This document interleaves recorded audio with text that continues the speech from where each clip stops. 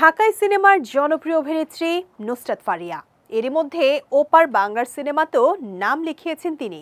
Item গান কিংবা সাহসী ফটোশুটের জন্য মাঝে মধ্যেই আলোচনা সমালোচনার শিরোনাম হয়ে থাকেন এই অভিনেত্রী।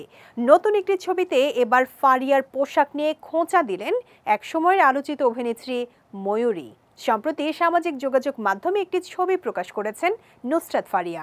ছবিতে সমুদ্র সৈকতে বিকিনি পরে থাকতে দেখা গেছে তাকে। ছবিটি ফেসবুক ও ইনস্টাগ্রামে পোস্ট করে ক্যাপশনে ফারিয়া লিখেছেন, বিটিং দ্য হিট।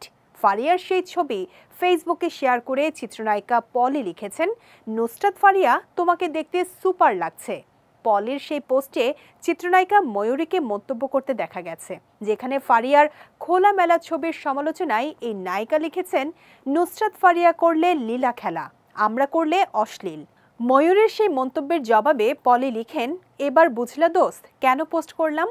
ময়ূরী ও পলি দুজনকেই ঢাকাই সিনেমার অশ্লীল যুগের নায়িকা বলা হয়, তবে তারা উভয়ে দাবি করেন কোনো অশ্লীল সিনেমায় অভিনয় করেননি তারা। ঢাকাই সিনেমায় একসময় অভিনয় করলেও বর্তমানে চলচ্চিত্র থেকে দূরে আছেন ময়ূরী ও পলি। এদিকে সমালোচনা নিয়ে না ভেবে নিজের কাজে ব্যস্ত আছেন নুসরাত ফারিয়া। তাকে সর্বশেষ দেখা গেছে মুজিব একটি জাতির রূপকার সিনেমায়। সিনেমাটিতে শেখ হাসিনার চরিত্রে অভিনয় করে প্রশংসা কুড়িয়েছেন তিনি। সম্প্রতি ভারতের গুজরাটের একটি বিশ্ববিদ্যালয়ের গুডউইল অ্যাম্বাসেডর হয়েছেন নুসরাত ফারিয়া।